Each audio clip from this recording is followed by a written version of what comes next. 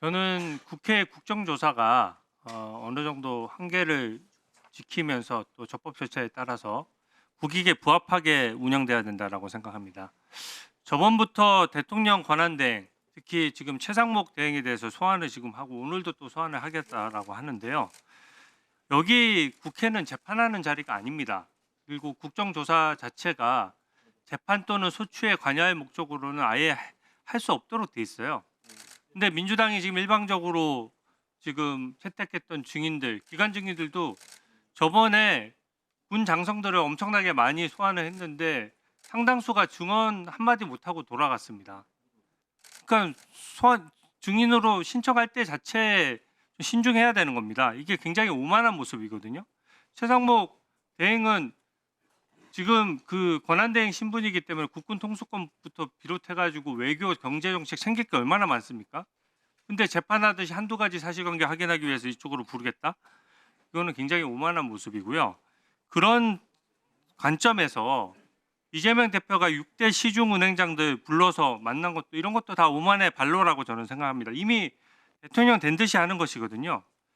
그 최상목 그 대행 소환 문제도 이제는 조금 신중하게 정리를 해야 된다라고 생각하고요.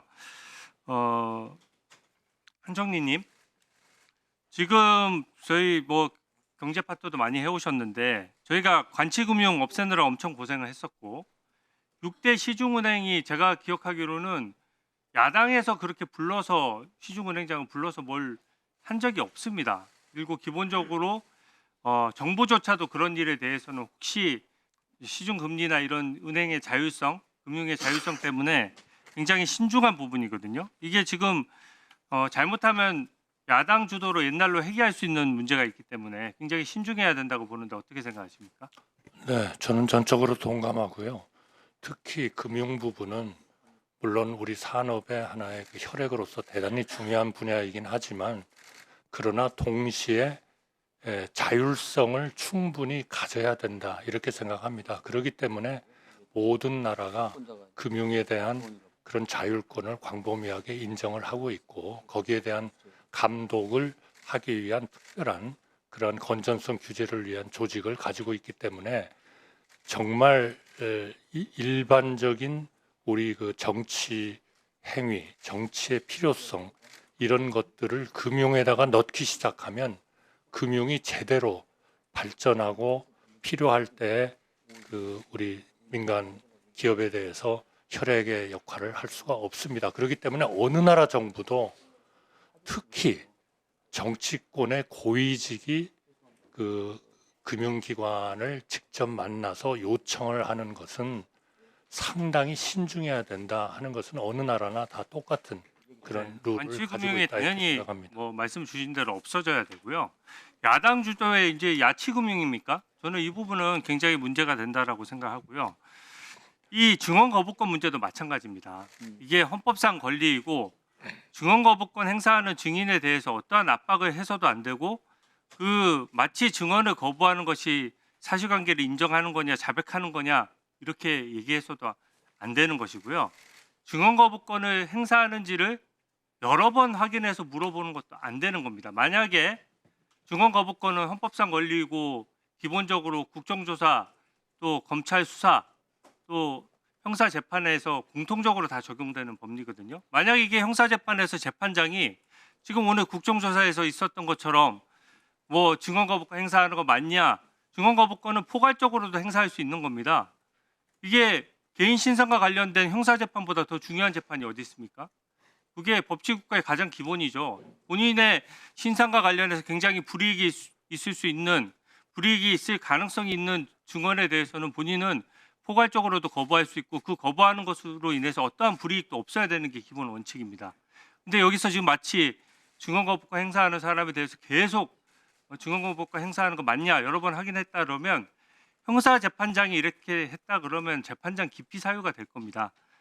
이상민 장관님. 네. 아까 그 증언 거부권에 대해서 한 말씀 하시려고 하셨는데 마저 말씀 한번 해보시죠. 네, 이번 계엄 사태 선포와 관련해서 많은 국민들이 진상을 궁금해하는 것은 제가 잘 알고 있습니다. 하지만 관련된 분이 한두 분이 아니고 굉장히 많은 분들인데 이분들이 제한된 자신의 특이한 경험 그리고 자신의 입장이 다 있고 그다음에 기억력도 완전하지 못합니다. 이런 상태에서 수많은 사람이 자기 입장에서 자기가 경험한 사실을 쏟아낼 경우 국민들은 오히려 더 혼란을 겪을 것입니다. 그렇기 때문에 정제된 수사와 재판을 통해서 나타난 도출된 사실들을 국민에게 알리는 것이 실체적 진실 접근이라는 면에서 가장 바람직하다고 생각을 합니다. 네. 그렇기 때문에 그렇습니다. 저 박성재 장관님, 예, 지금 탄핵소추 대신 상황으로 알고 있는데 예. 그 탄핵소추 이 사유와 지금 현재 재판을 좀 빨리 해달라는 입장이시잖아요. 거기에 대해서 좀 한 말씀 해주시죠. 예, 제가 탄핵 소추 의결이 된 게 벌써 한 달하고 일주일이 넘었습니다. 그렇지만 저는 아직 기일도 한번 잡히지 않았습니다. 저희가 답변서를 써내고 난 뒤에 헌재에서 국회 측에 성명 요청을 했습니다. 지금 자료가 부족하니까 자료를 내라는 성명 요청을 했는데 엊그제 마지막 날에 뭐 답변서 비슷한 게 돌아왔는데 아무 내용이 없습니다.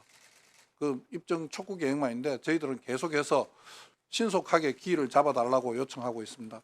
대통령에 대한 부분은 이틀에 한 번씩 진행을 하면서 왜 국무위원이 저에 대해서는 안 해주는지 도저히 이해할 수가 없습니다. 이거야말로 국민의 평등권을 침해하는 것이 아닌가 하는 생각을 합니다. 이게 굉장히 특이한 상황이에요. 재판을 받는 사람이 재판을 빨리 해달라고 하는 겁니다. 얼마나 억울하고 탄핵소추 사유가 말이 안 되면은 지금 신속히 해달라는 것이고 쟁점도 적습니다.